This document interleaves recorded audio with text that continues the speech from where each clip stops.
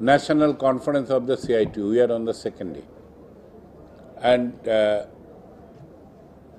yesterday's outcome, inaugural session, all these things has already been conveyed to press by a press release.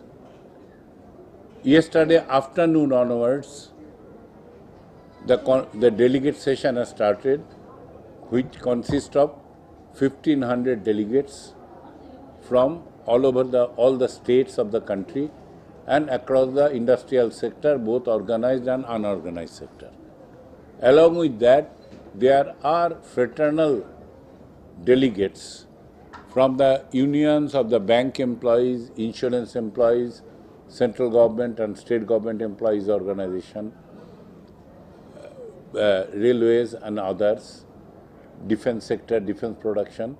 There are fraternal delegates from those who are directly not affiliated to CITU.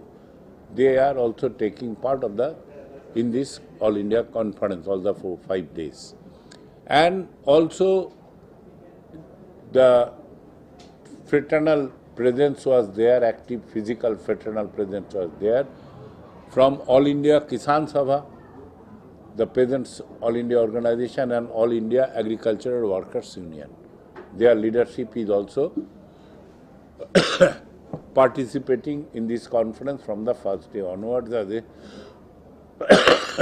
fraternal delegate. Yesterday,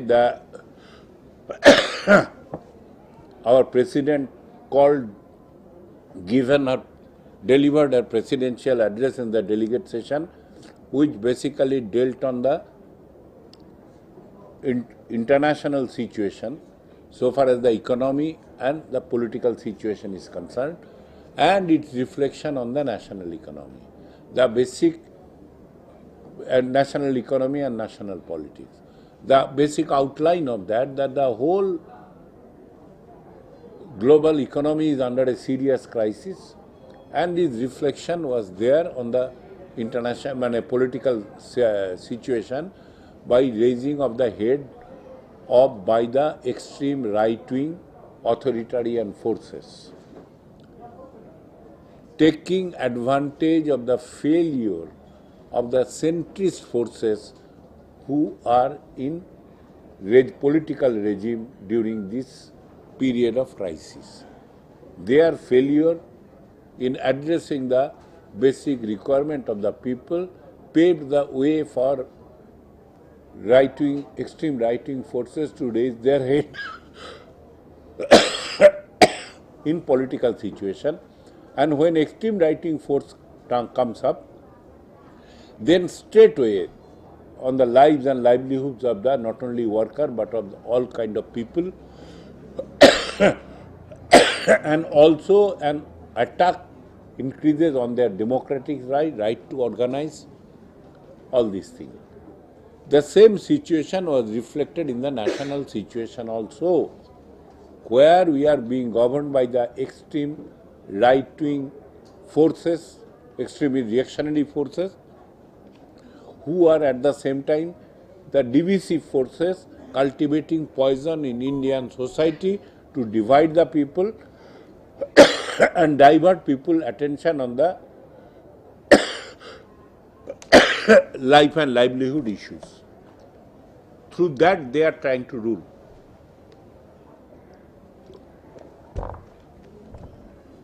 And that defines the challenges before the entire working class movement. And in that kind of a situation, they are going ahead in such a manner that it is not merely the rights of the workers and working people, peasants are being taken away, they are pushed to pauperization, impoverishment. At the same time, the economy itself are being restructured, destroyed, distorted in such a fashion that the whole self-reliant, independent economic position of India in the global economy is being severely compromised, weakened, only to benefit the foreign imperialist forces and their they are big MNCs led by them.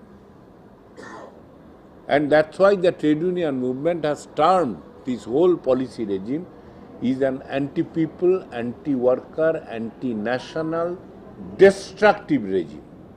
That is how the General Secretary report of CITU has characterized the present regime, against which they have given a call for heightened struggle to defy and resist, by which only things can be saved. And we refer to our successes in defending various public sector units through that process of defiance and resistance.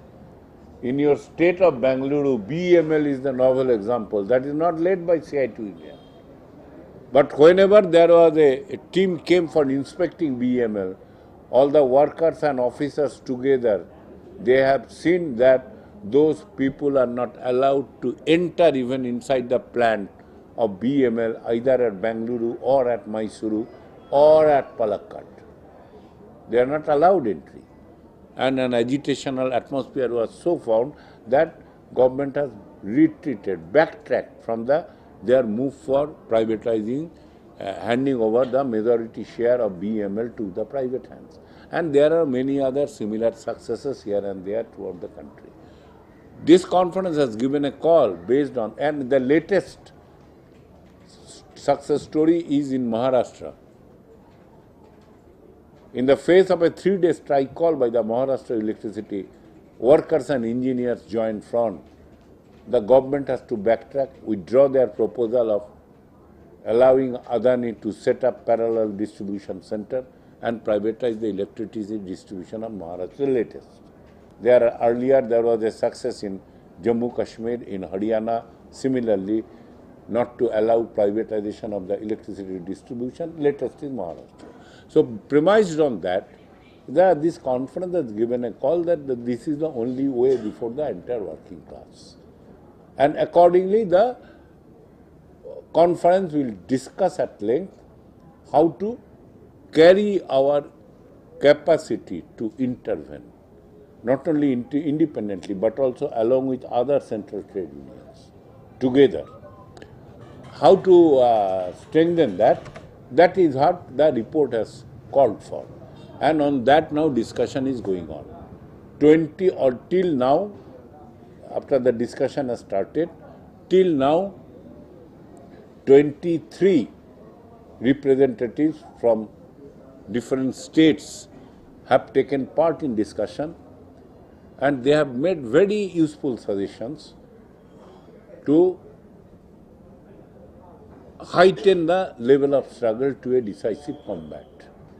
Another major important aspect is that all the central trade unions, other central trade unions who took part in greeting the CITU conference, right from INTUC, AITUC, HMS, AIUTC, AICCTU, LPF, SEBA.